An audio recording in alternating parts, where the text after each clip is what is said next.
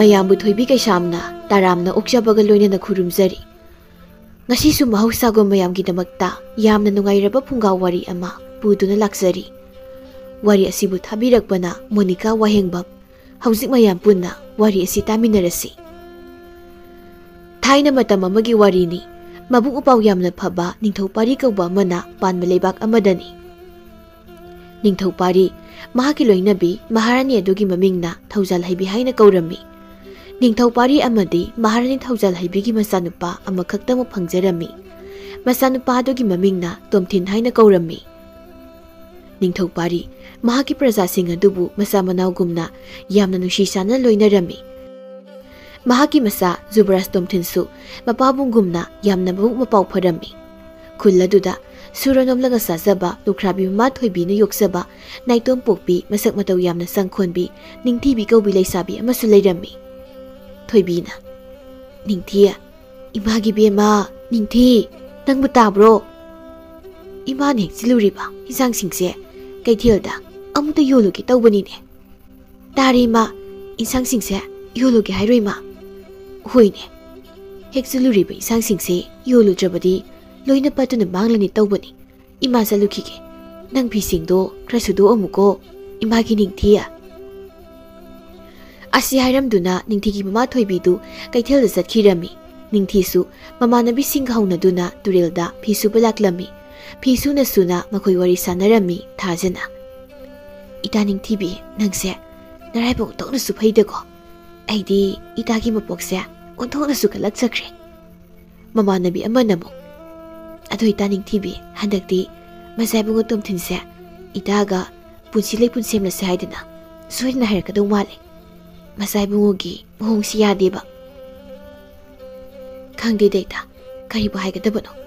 ꯃꯆꯥꯏꯕꯨꯡꯉꯣ ꯇꯣꯝꯊꯤꯟꯅ ꯂꯝꯗꯝ ꯑꯁꯤꯒꯤ ꯅꯤꯡꯊꯧꯒꯤ ꯑꯃꯠꯇ ꯌꯥꯎꯖ ꯃꯆꯥꯅꯤ꯫ ꯑꯗꯨꯒ ꯑꯩꯅ ꯂꯨꯈ꯭ꯔꯥꯕꯤꯅ ꯅꯣꯡꯃꯒꯤ ꯑꯐꯪ ꯑꯐꯪꯕ ꯁꯨꯗꯨꯅ ꯌꯣꯛꯄ ꯑꯩꯕꯨ ꯑꯩꯈꯣꯏꯒꯤ ꯃꯆꯥ ꯑꯃ ꯑꯣꯏꯕ ꯍꯥꯏꯕꯁꯦ ꯃꯈꯣꯏꯒꯤ ꯃꯥꯏꯁꯣꯛꯅꯕꯅꯤꯗ."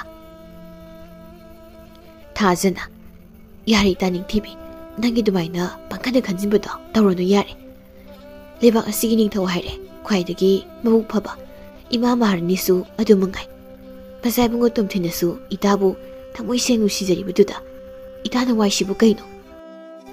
ꯃꯃꯥꯟꯅꯕꯤ ꯑꯃꯅ "ꯇꯨ ꯏꯇꯥ ꯅꯤꯡꯊꯤ, ꯑꯥꯗ ꯏꯕꯨꯡ ꯇꯣꯝꯕꯁꯦ ꯅꯪꯒꯤ ꯐꯤ ꯁꯨꯕꯁꯤꯗ ꯂꯥꯛꯏꯁꯤ ꯌꯦꯡꯉꯣ." ꯊꯥꯖꯅ "ꯏꯇꯥ ꯅꯤꯡꯊꯤ, ꯏꯕꯨꯡ ꯇꯣꯝꯕꯒꯤ ꯁꯝꯖꯝ ꯃꯑꯣꯡꯁꯦ ꯌꯥꯝꯅ ꯅꯨꯡꯁꯤ꯫ ꯂꯩꯀꯥꯏꯁꯤꯗ ꯏꯕꯨꯡ ꯇꯣꯝꯕꯕꯨ ꯅꯨꯡꯁꯤꯗꯕ ꯀꯅꯥꯁꯨ ꯂꯩꯔꯝꯃꯣꯏ." ꯃꯃꯥꯟꯅꯕꯤ ꯑꯃꯅ "ꯑꯗꯨ ꯏꯇꯥ ꯅꯤꯡꯊꯤꯕꯤ, ꯏꯕꯨꯡ ꯇꯣꯝꯕꯁꯦ ꯏꯇꯥꯕꯨꯗꯤ ꯌꯥꯝꯅ ꯊꯃꯣꯏ ꯁꯦꯡꯅ ꯅꯨꯡꯁꯤꯖꯕꯅꯤꯀꯣ." "ꯌꯥꯔꯦꯗ ꯏꯇꯥ ꯃꯌꯥꯝ, ꯏꯕꯨꯡ ꯇꯣꯝꯕꯁꯦ ꯅꯣꯏꯅ ꯑꯗꯨꯃꯥꯏꯅ ꯂꯛꯅꯝꯃꯗꯅ ꯏꯀꯥꯏꯔꯅꯤ." ꯇꯣꯝꯕꯅ "ꯏꯆꯜ ꯃꯌꯥꯝ ꯐꯤ ꯁꯨꯔꯝꯃꯤꯔꯣ? ꯋꯥꯔꯤꯁꯨ ꯌꯥꯝ ꯅꯨꯡꯉꯥꯏ ꯃꯥꯜꯂꯤꯗ, ꯏꯆꯜꯁꯤꯡꯁꯦ ꯌꯥꯝ ꯍꯔꯥꯎꯅ ꯎꯏꯌꯦꯕ." ꯊꯥꯖꯅ "ꯍꯣꯏ ꯏꯕꯨꯡ, ꯏꯇꯥ ꯅꯤꯡꯊꯤꯁꯦ ꯂꯨꯍꯣꯡꯊꯣꯛꯑꯣꯅ ꯋꯥꯔꯤ ꯁꯥꯔꯝꯃꯤꯕ." "ꯃꯥꯗꯤ ꯀꯅꯥꯒ ꯂꯨꯍꯣꯡꯗꯣꯏꯕ?" ꯃꯃꯥꯟꯅꯕꯤ ꯑꯃꯅ "ꯃꯆꯥꯏꯕꯨꯡꯉꯣ ꯇꯣꯝꯊꯤꯟꯒ ꯑꯩꯈꯣꯏ ꯏꯇꯥ ꯅꯤꯡꯊꯤꯕꯤꯒ ꯅꯨꯡꯁꯤꯅꯩꯁꯤꯗꯤ꯫ ꯂꯨꯍꯣꯡꯉꯗꯤ ꯃꯆꯥꯏꯕꯨꯡꯉꯣ ꯇꯣꯝꯊꯤꯟꯒ ꯍꯣꯡ ꯇꯥꯕꯅꯤ ꯀꯩꯅꯣ ꯏꯕꯨꯡ ꯇꯣꯝꯕ." ꯅꯤꯡꯊꯤꯕꯤꯅ "ꯑꯁ ꯌꯥꯔꯦꯗ ꯏꯇꯥ ꯃꯌꯥꯝ, ꯅꯣꯏꯁꯤꯗꯤ ꯏꯕꯨꯡ ꯇꯣꯝꯕ, ꯏꯕꯨꯡꯕꯨ ꯀꯥꯏ ꯆꯠꯂꯨꯕꯅꯣ?" ꯅꯤꯡꯊꯤꯅꯒ ꯑꯗꯨꯝꯅ ꯃꯉꯣꯟꯗ ꯑꯣꯟꯁꯤꯜꯂꯛꯂꯒ ꯋꯥ ꯍꯪꯂꯛꯄꯗꯨꯗ ꯇꯣꯝꯕꯗꯨ ꯌꯥꯝꯅ ꯍꯔꯥꯎꯖꯔꯝꯃꯤ꯫ "ꯑꯩꯕꯨꯗꯤ ꯂꯧꯕꯨꯛꯇ ꯀꯣꯕꯤ ꯊꯥꯔꯤ, ꯑꯗꯨꯒꯤ ꯏꯁꯤꯡ ꯆꯥꯔꯨꯕꯅꯤ꯫ ꯑꯗꯨ ꯅꯤꯡꯊꯤ, ꯀꯣꯕꯤ ꯀꯥꯔꯀꯥꯟꯗ ꯅꯪꯒꯤ ꯁꯔꯨꯛ ꯄꯤꯔꯛꯀꯦꯀꯣ?" "ꯄꯤꯔꯛꯀꯅꯨꯗ ꯏꯕꯨꯡ, ꯏꯕꯨꯡꯒ ꯌꯣꯟꯅꯕ ꯑꯗꯨꯝ ꯊꯝꯖꯧ." ꯃꯃꯥꯟꯅꯕꯤ ꯑꯃꯅ "ꯏꯕꯨꯡ ꯇꯣꯝꯕ, ꯑꯩꯈꯣꯏꯒꯤ ꯁꯔꯨꯛꯇꯤ ꯄꯤꯔꯛꯑꯣꯏꯗ꯭ꯔꯣ ꯍꯥꯏꯁꯤꯕꯣ?" "ꯄꯤꯔꯣꯏ ꯅꯣꯏꯒꯤꯗꯤ, ꯂꯩꯁꯥꯕꯤꯅꯤ ꯀꯥꯏꯅ ꯅꯆꯤꯟ ꯏꯀꯟ ꯀꯜꯂꯤ꯫ ꯑꯩꯈꯣꯏ ꯅꯤꯡꯊꯤꯗꯪ ꯄꯤꯗꯣꯏꯅꯤ, ꯅꯠꯇ꯭ꯔꯣ ꯅꯤꯡꯊꯤ?" ꯅꯤꯡꯊꯤꯁꯨ ꯃꯈꯣꯏꯒꯤ ꯋꯥꯔꯤꯁꯤꯡꯗꯨ ꯅꯣꯛꯂꯝꯃꯤ꯫ ꯃꯌꯥꯝꯅ ꯐꯤ ꯁꯨꯕꯗꯨꯁꯨ ꯂꯣꯏꯁꯤꯟꯅꯔꯛꯇꯨꯅ ꯌꯨꯝꯗ ꯍꯜꯂꯛꯅꯔꯝꯃꯤ꯫ ꯇꯣꯝꯕꯁꯨ ꯃꯌꯨꯝꯂꯣꯝꯗ ꯍꯟꯈꯤꯔꯝꯃꯤ꯫ ꯇꯣꯝꯕ ꯃꯌꯨꯝ ꯌꯧꯔꯛꯇꯨꯅ ꯋꯥꯈꯜ ꯈꯜꯂꯤ꯫ "ꯅꯤꯡꯊꯤꯕꯤ, ꯅꯪꯁꯦ ꯑꯩꯅ ꯐꯪꯂꯣꯏ ꯍꯥꯏꯕ ꯈꯪꯅ ꯈꯪꯅ ꯑꯁꯨꯛꯀꯤ ꯃꯇꯤꯛ ꯅꯨꯡꯁꯤꯔꯤꯕꯁꯤꯕꯨ ꯀꯔꯤꯒꯤꯅꯣ?" ꯇꯣꯝꯕ ꯉꯁꯤ ꯅꯤꯡꯊꯤꯒꯤ ꯃꯃꯥꯟꯅꯕꯤꯁꯤꯡꯅ ꯍꯥꯏꯈꯤꯕ ꯋꯥꯗꯨ ꯃꯥ ꯍꯥꯟꯅ ꯈꯪꯏ꯫ ꯑꯗꯨꯒ ꯋꯥꯍꯩꯗꯨ ꯇꯥꯕꯗ ꯃꯍꯥꯛ ꯊꯃꯣꯏꯁꯨ ꯌꯥꯝꯅ ꯀꯥꯏꯔꯝꯃꯤ꯫ ꯑꯗꯨꯕꯨ ꯑꯋꯥꯕ ꯊꯣꯛꯄ ꯍꯩꯇꯕ ꯇꯣꯝꯕꯅꯤ ꯑꯗꯨꯃꯛ ꯃꯥꯏꯊꯣꯡꯗ ꯃꯉꯣꯟꯗꯤ ꯅꯣꯛꯂꯝꯃꯤ꯫ ꯅꯣꯡꯃ Masaibunga Tomthin amadi Ningthibi anidu unaduna nusi wari kaya sarami. Masaibunga Tomthinna Ningthibi ibanina asumna nusinaraklibase kumza masing amlaklay. Aduna ibana hujikti punsi laypul semtuna nusibi nangbu inangta lengdan thambado ay pamle. Nangni kari khani Masaibungo laira mapokta poklubana Masaibungi wahangi pakhumta kaina pakhum pizagani haiba khanma gamjatre. Phare dudi Ningthi aigi wase nangnasu yabire haina khallage. Athubada ibanigi luhongbagi batam lepna tawrasiko. Asumna hainaduna Masaibungosu chatlage. Ningthibisu Ningthini yumda changlo hairamlaga sagol tongdu chakhirami. Tombana Ningthibi kai chatluino ibung tomba ai asai phawudang sumthoklubani. Adu Ningthi nang Masaibungo Tomthinga nusinabudo to aina nangbu thamoising nusiabase siwani yaroba. Ibung tomba nangna dumna haibudo Masaibungo tarabadi ibungbu soidan dandi bige haizaniko. Kibidina pangningba dandi panglasu nusina sunglangini khandoini. Ado aiguina nusinaraseba. Ningthibisu tombagi mongda nokladuna mayumda sankirami. Tombasu Ningthibina sankibadu yenglaga leurami. Somda konungdani Masaibungo Tomthinna mapamugi manakta laklami. Ningthopari masanupana lakpa ubaduda kari leire isanupa nangna ngasi ipagi nakta changlakpadi ipada kari hainingba. Ipa ningtho amadi imagi mafamda nasana wapam amatang hangatchage khantuna changlaklibani. Ningthau pari amadi mama Maharani na karino hayo isagi pamado tanaraga loredana. Pa Ningthau nasana kanagumi mabu thamoi sengna nusiruri. Maram asina mahakpu konung asida nasaga punna punsi kongsat ase chatminang pamjare. Asi haina mama Maharani amadi mapa Ningthaugi mafamda haizarami. Mama Maharani na isanabu pamlabadi imaga nangi pa Ningthawna satuna hairuba taidana. Adubu ibungo nupi masadubu kanagi masano. Masaibungo Tomthinna Ningthibigi maramda pumnamak tamlami. Masagi wadu mama mapasu harau harauna yarami. Numit khanigi matung Ningthopari amadi Maharani Thaujal haibi konunggi lami kayaga loinana Ningthibibu mamu oinaba haiba laklami. Ningthibigi ma thoibisu harauna masabu thajabadu yaraklami. Luhongbagi numisu leplami. Khulaikai adu Masaibungo Tomthinga Ningthibiga luhongga dawre haina wawa launa ngangnaraklami. Ningthibigi ma thoibisu pokpadagi maning thumjaraktraba masana konunggi leimasingda chalani khanbada yamna haraujarami. Somna Ningthaugi konungda ahanbi kaubi yamna haibi maibi ama leirami. Mahakna Masaibungo Tomthinda mahaki masanupidu pige haina khanjarami. Adubu mana khalubigi oina tainabada tawrakli mawngsida mahak yamna sauninglammi. Konungdani ahanbina khanmo khalbo kaisu leitrabi lukrabi masakumbana kahenna hotnabadi natikla khangani aina kari tarupge haibado no yengo. Asi haiduna kalakpuna masapuma yomlaba ahanbina mahaki ahiba araiba mahi tawduna thaknabi sing amada sonjilami. Aduga mahak mirak narak yengduna konung adugi mapana thoraklami. Ahanbi Ningthibigi khultamna laktuna akogi thongal mayada Ningthibigi mamabu chalkhiba ngairami. Thoibina imagi bema Ningthibi ima labukta chalukhige ko lang Ningthina chexina leiramuko luhongbagi matam naksilaklabadi thonga wamolana chatnade aduna yumda sum layuko. Hoima yargadi ima yam thengakanuko. Ahanbina thoibi sakhibudu ubada mahak khonglei thuna sasa changsilaklami. Yumsibu mi leibro yumsibu kana kana lege. Ningthibi tholaktuna ima kana hangbigadaba. Ahanbi Ningthibigi phajama saktu ubada sinanidana Masaibungona buga ngawribasidi Masaibungobu kaholibu nangi phajaba saktamdo ngasidi mangba taridana. Hanglibadu ahanbina yengdundam leiraga kaisu khumlaktabaduda chingnarap tawna Ningthibi amukasu kari haigadabado haina hanglaklammi. Ibema, imase konungdagi tharakpani. Mazai bungona nangbu unaruso haidana. Hausikti nabani su luhongbagi matam leplabanina. Unabado nungaitri haiduna. Ningthibi, mazai bungona tharakpani haibaduda harauna. Ima, kari pau hairaino. Asumna, ahan bina sem saduna wari kaya lisinaduna mahi sonjinduna Ningthibibu mahakna sumlami. Madugi tanzado lawduna mahakna mahi tawdun purakliba ising adu pitaklamduna yamna usita minok amunoktuna amuk chatkirami. Ningthibina gyan tarakpada mahaki masadu karino matawrami. Mapangalsu amata thoklamde. Karino khanduna hawgatuna imungda sanglakpada sakye mingsal thamdiem padu lanbada mahaki masaktu ubada mahak khangduna yamna kana lawrami. Aduga mahak gyan manglaga leikhirami. Ningthibigi mama thoibisu ngasidi masadu kayama itaw tawi haiduna labu he yawbaga adumak mayumda oina halaklami. Mama ni mungda masabu kaw-kawdun changlakpada masana wakhal mangduna taraga leibadu ubada pakana sensinduna masabu makokte singhapiduna wakhal taraknabu hotnarami. Thoibi ngasaidagi wakhal oirudi adubu mahangna masana gyan lakla matamda masagi makut makong amadi mamaida taramlibudu ubada ngakpuna kham thenglami. Ningthibigi masadu laithungna yomlamle. Mahak haujikti wangang thoklamtre. Mamadu masagi mongdu ubada yamna kaplami. Leikaigi miyam kananasu Ningthibigi maramda hairamde. Mamanasu losinun thamlami adubu maibu phina kuptuna kayam kuina lotlaga thamlugani. Nongma Ningthibi hoi leikaigi nupi ama makhoi yumda laklami. Ningthibigi mamasu chathoki ma pathoklami. Thong iyang hangnaga leiribududa kanasu kawbu khumlaktabududa karishu khandana imungda changlaklammi. Ningthibina phamung dheplaga leirimlibu sakpamda ubada kana lauduna senthoraklammi. Khulladuda Ningthibibu kuina uraktaba amadi nupiduna liribu wari adudagi leikai miyamna imungda leiriba laithung paklabi nupi adu Ningthibi oiramleni haibasi khanglammi. Leikai miyam sattuna Ningthibigi maramda tamlammi. Mahangna khulladuda asum leirabadi khunja pumnamak khulladu thadoktuna chatlani haibana singba kayasu ningthogi mafamda hairammi. Tombana karino aina thaiba pausibo he sir Ningthibigi awaw pumba aingod oina pibiyo mahakpu nunghaibat oihanbiyo.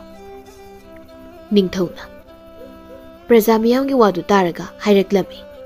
Phare praja singna haibado aina yaba tabani. Karino khangdraba laina leithung adubu amuk hanna kanagi mafamdasu launadanaba. Mapagi wadu tabada mazaibunga tomthindu yamna kaplami. Mama amadi mahaki marupsingna mazaibunga tomthinbu themjinbirami mathangi numittani. Ningthau parina lanmisa kana kana lei. Ningthibibu mayumdagi lauruduna maningi kanasu changba ngamdraba umang asi chattuna mahakpu ningthina thambiramo. Asi haidu Ningthau adu mamitagi mapitana kaplami. Masindasu soli. Imo ibeba Ningthibi nang ikubu waruganuko. Ayakna laibak thirbi imobu kanbati ngamtre. Lanmi amana pagani Ningthau. Lanmi mayam laktuna Ningthibibu wana saba sagaida sokna samnadana phina masapu muyom sinduna puraga satkirami. Adumna masabu hingni hingna umungda langthoklani haiduna pukhibada mama oibigi thamoidu khangma ngamdaduna kaplami. Khudak aduda mama thoibisu wanthaduna aroyu mikup oikre. Lanmi sing aduna Ningthibibu pudu lakpadu kanasu khangandana tombana lona inaraklami. Aduga lanmi sing aduna Ningthibibu kanasu sangma ngamlaroidaba umung aduda hundoklamdun satkirami. Tombasu lanmi singna sakre khanglakpu mikupta Ningthibigi manakta changsilaklami.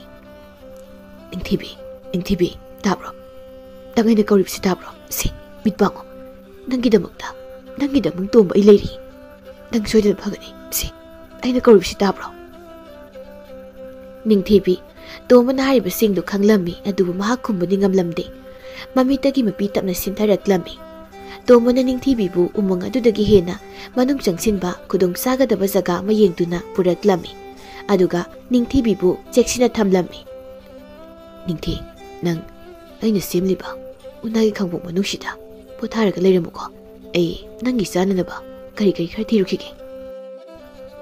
Laithongna masa pumba machet amta hangraba mipum khudingna ubada hangoi tukatjaba akibuna thallaba ningthibibu tombagi thangmoi oiba asengma nushibana khudingmak maithibi piduna nongmudi soidana pharakhigani haibagi asada matam koirakli ningthibibu kanasu tadraba umong manungda aki khang kaishu leitana sinaduna isorbu ningjadu leirakpa somdas tombagi khulladuda tombasu mangkhra haina khulgi miyam puman hainarami adubu atopa thangnaba khulsingda sel tanba chatlamba yai haina khanaduna su leirami isam samjaba tombani haina khulai kaina khanarambadu haujikti suklaba umangi tamtireba sakagi marakta laithung pakladuna sakagi masijak oinaba haiduna hondok piramlaba mahakta nusi jakhiba magi nusi bibu ngak senduna nusi masumlangi thangna phaba nupa ama oiraga leiri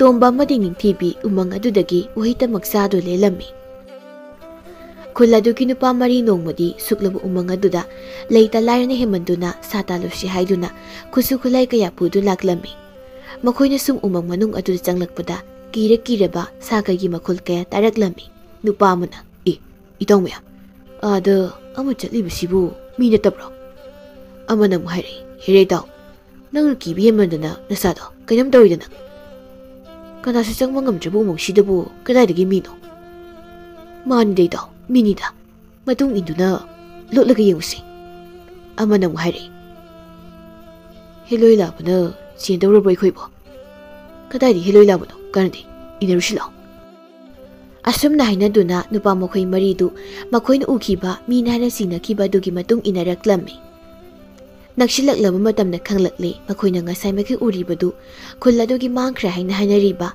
tombani haiba aduga tombana ningthibidu kauduna wangangbdusu makhoina tarami nupa maridu kibuna loirami masa hingnaba haiduna ningthau konung tamna senarami ningthauna kaidori nupa mari lakhoina adukina ningthau aigi nakti chilakpudi kari leire hayo nupa amana thoki wari khudingmak ningthaugi mafamda tamlami makhoina ningthibidu umang aduda tombaga puna lehawi haiba tabada ningthaudu yamna ngaklami kana lei lalmi khra thorang tawduna nupa masa marisina makhoina haiwase asumra hani yengo karigumba wafamsina chumlama taraba tomba haiba nupa masado phaduna wafamsida puro aduga karigumba wafamsina lalamlaba nupa marisibudi dandi pigani lanmi amana phagani ningthau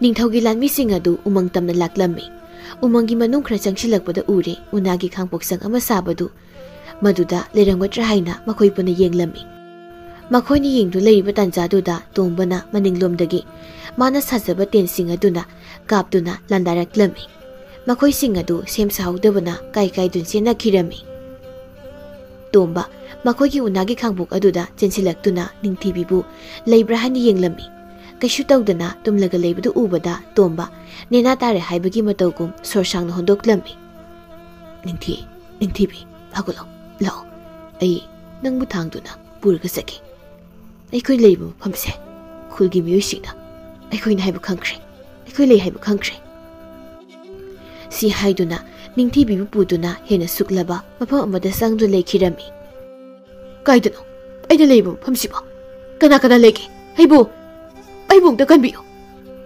tombadu kana laurami hanubi ama thoraklami aduga nupa masa umang asigi mayai sabukta pukri ani leibani pukri duda madudagi ising khara soktuna ningthibibu hapta ama sumna pithau aduga soidana nangna nuksijaribi ningthibi ase pharakani asumna hairamduna hanubidu mangkhirami aduga tombasu mikap thoraklami tomba mikap tholakduna ningthibibu seksina thanamduna wagi utongamu puduna ahaladuna magi mangna hairamliba adu chumra haina changyang tongnabagidamukta laklami tombana asum lakpana umang adugi maya yorokpada ure piktak tawba phajakraba pukri macha leibadu madu ubada tomba haraubagi pankhai leiramde panthaba tawduna pukridudagi ising soktuna puraklaga ningthibibu hapta ama supna ising adu pithaklami hapta amagi matungni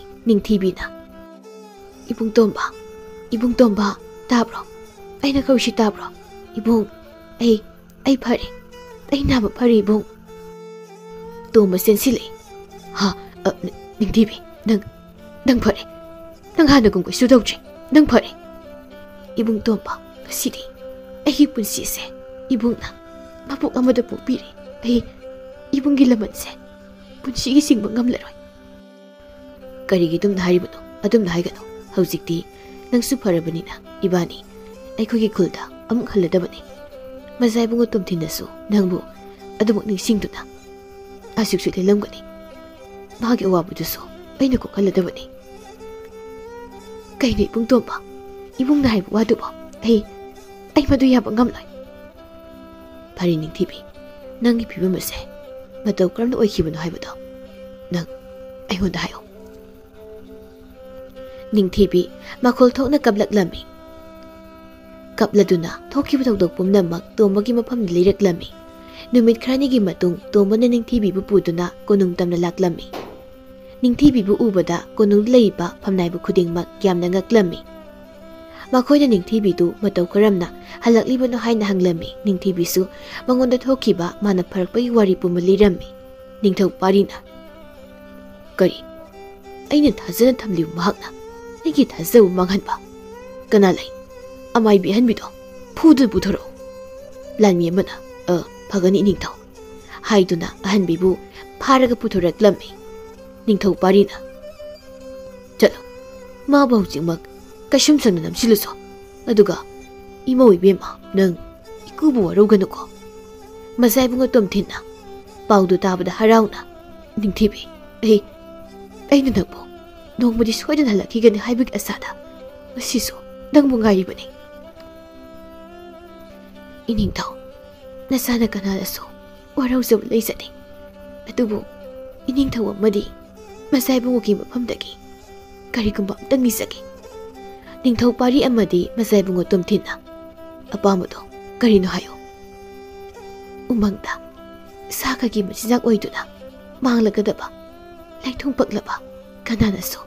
Suknasam na tawdra ba? Ibong Tomba na, paikipudsibo, mahaking minungsitan niyo ang sindo na, umanggit ang tira ba? Sakay singi maragtagi, akiban layta na, haibo, kasigi pibam si oy na bukot na sarap paning. Ato na inyong tao, ay kilip haripun sise, ibong Tomba gidamang, kathok sarag hanilip sari. Ning tibigi wado tabada ning tawado, wam tahay na masanupada yung lami. Masay bunga tumtin, magikaya tamoy bulo sinto na may tongda, mamonok to na haraw na yarak lami. Tumbasu, tang napaba asing batamoy adugi damagta, sanagi selya kauzaw mo pirak lami. Sanagi sel singadu pudo na makoy ni halak lami, asum na, toy ba madinig tibi, nungay na pan kirami.